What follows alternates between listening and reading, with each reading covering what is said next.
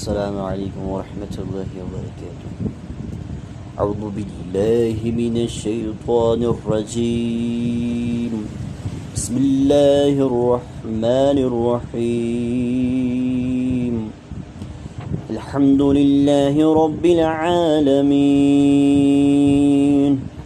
الرحمن الرحیم، مالک یوم الدین، إياك نعبد وإياك نستعين، اهدنا الصراط المستقيم، صراط الذين أنعمت عليهم غير المغضوب عليهم ولا الضالين،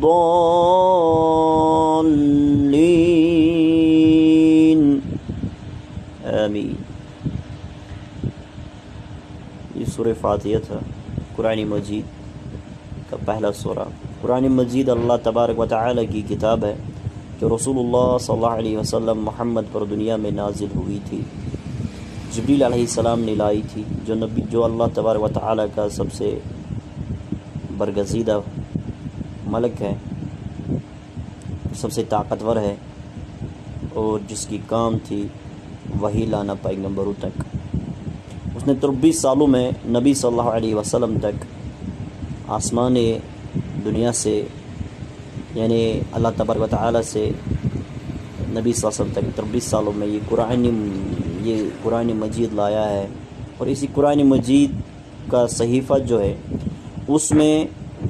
ترتیب کے اعتبار سے یہ سورہ فاتحہ جو ہے پہلا سورہ ہے، سورہ نمبر اول۔ اس کے بہت سارے اسماء ہیں، بہت سارے نام ہیں، اور ان میں سے یہ ایک نام ہے سورۃ الفاتحہ، کامیابی ہے، اس میں کامیابی والا سورہ ہے، فتح ہے، اس میں کامیابی ہے اس سورہ میں، ٹھیک ہے۔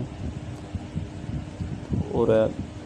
اللہ تبارک و تعالی اس سورۃ المبارک میں فرما رہا ہے، پہلے ہم تعوذ اور تسمیہ پڑھتے ہیں۔ تعوذ، اعوذ باللہ من الشیطان الرجیم، اللہ سے ہم پناہ چاہتے ہیں شیطان ملعون سے، شیطان یعنی ابلیس، جس نے اللہ تعالیٰ کی نافرمانی کی تھی، انسان کو جس نے سجدہ نہیں کیا تھا، انسان کی عبادت نہیں کی تھی۔ تو اللہ تبارک و تعالیٰ، یعنی سجدہ ایک عبادت ہے، اللہ کے حکم سے عبادت تو اللہ کی تھی، مگر اللہ کے حکم سے اس کو وہ سجدہ انسان کو کرنا تھا، مگر ابلیس نے انکار کیا، اور تکبر کیا۔ انسان کہا کہ انسان کیا چیز ہے، حقیر ہے، مٹی سے پیدا ہوا ہے، مٹی کیا چیز ہی ہے، بیچارہ شیطان کیا ہے۔ تو اللہ تبارک و تعالیٰ نے اس پر لعنت نازل فرمائی، تو اللہ تعالیٰ نے اس کو اپنے یعنی رحمت سے دور کر دیا ہے۔ تو پھر اسی اللہ تعالیٰ تبارک و تعالیٰ نے اس ایز نو کہ یہ شیطان نے پھر اللہ سے کہا کہ اے اللہ تو نے مجھے اپنے رحمت سے دور کیا ہے، مگر جب تک یعنی میں بھی آپ کے بندوں کو آپ کی رحمت سے دور کروں گا، میں بھی کوشش کروں گا میں آپ کے بندوں کو آپ کی رحمت سے دور کروں گا مگر اللہ تبارک و تعالی نے کہا ہے کہ جو میرے بندے ہوں گے، جو میرے مخلصین بندے ہوں گے، جن میں اخلاص ہوگا، جو میرے مخلصین عبادت گزار ہوں گے، جو میرے لیے عبادت کرتے ہوں گے، مجھے ڈرتے ہوں گے، میری عبادت کرتے ہوں گے، وہ آپ کے جال میں نہیں آئیں گے،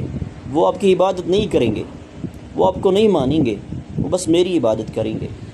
ٹھیک ہے۔ آپ ان کو میری رحمت سے دور نہیں کر سکتے ہیں، یہ اللہ کا وعدہ ہے۔ تو اسی لیے ہم سب کو چاہیے کہ ہم مخلصین بندہ بن جائے، ہم صرف اللہ تبارک و تعالی کی عبادت کریں، نہ کہ شیطان کی، نہ کہ اپنے مال کی، نہ کہ پیسے کی، نہ کہ عورتوں کی، نہ کہ شہوت کی، نہ کہ دنیا داری کی، نہ کہ امیروں کی، نہ کہ جذبات کی، ٹھیک ہے نا۔ چلے اس کے بعد جو ہے بسم اللہ الرحمن الرحیم، ہم اللہ کے اسم سے شروع کرتے ہیں جو الرحمن ہے اور رحیم ہے۔ رحمان کا مطلب ہے یعنی بہت زیادہ رحم کرنے والا، مہربان، بہت زیادہ رحم کرنے والا، رحمت عطا کرنے والا اس دنیا کو، کثیر و تعداد، ایک انسان کیا، سارے انسان دنیا کے جتنے بھی آئے آج تک، آدم سے لے کر آج تک اور قیامت تک جتنے بھی آئیں گے، اگر وہ اللہ کی رحمتیں گننے شروع کریں گے نا، واللہ یہ نہیں گن سکتے اللہ کی رحمتیں۔ اللہ کی رحمتیں لا تعداد ہے، یہ رحمان ہے، رحمان جو رحمت نازل فرماتا ہے، بندوں پہ رحم کرتا ہے، اور رحیم زیادہ رحم کرتا ہے اپنے مومنین بندوں پر جو اس کے فرما بردار ہے۔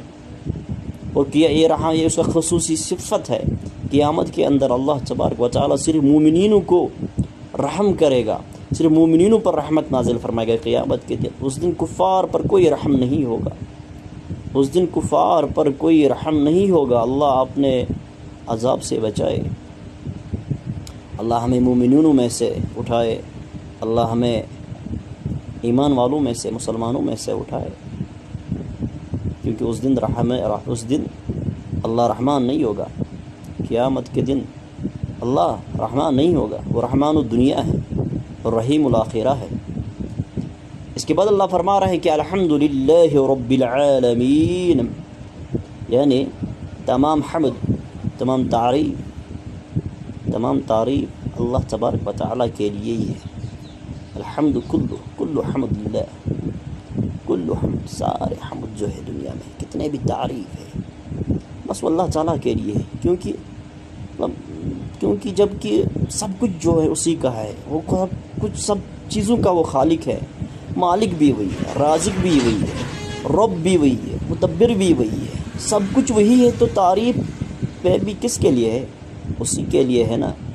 فار ایگزامپل میں آپ دنیا کا دیکھیے، دنیا میں کوئی بندہ کچھ کرتا ہے، کوئی بادشاہ کوئی کام کرتا ہے، کوئی فار ایگزامپل کسی کنٹری کو آباد کرتا ہے، تو لوگ دیکھے اس کے دیوانہ بنتے ہیں، اس کی تعریفیں گونج اٹھتے ہیں۔ کیوں؟ جب کہ اس نے کچھ کیا ہے، اس نے کچھ دکھایا ہے، کنٹریبیوشن کیا ہے اپنی کنٹری میں، کچھ دکھایا ہے۔ کوئی رائٹر ہوتا ہے، کوئی عالم ہوتا ہے، کوئی کچھ کتاب لکھتا ہے، کوئی نہ کوئی جو بھی کام کرتا ہے تو اس کے لیے تعریفیں کرتے ہیں لوگ، اس کے دیوانے بنتے ہیں۔ مگر یہ اللہ دیکھیے جس نے سب کچھ کیا ہے، جس سارے مخلوقوں کو پیدا کیا ہے، سارے مخلوقوں کو پھر چلاتا بھی وہی ہے، حاکم بھی وہی ہے، سب کچھ وہی ہے، تو تعریفیں بھی کس کے لیے ہے؟ بس اسی کے لیے ہے، باقی بس اسی کے لیے بیان کرنی ہے، سب تعریفیں اسی کے لیے بیان کرنی ہے، جتنے بھی ہیں اتنے تعریف کرو، اللہ کی ذکر کرنی ہے، سب اذکار، ذکر، تعریف بس اسی کے لیے ہے۔ الحمدللہ رب العالمین، جو عالمین، سب عالمین، دنیا میں لاتعداد مخلوق ہے، یہ لاتعداد مخلوق جو ہے سب عالم ہے، ان تمام عالمین کا رب جو ہے وہ اللہ جل جلالہ ہے، جل شانہ ہے۔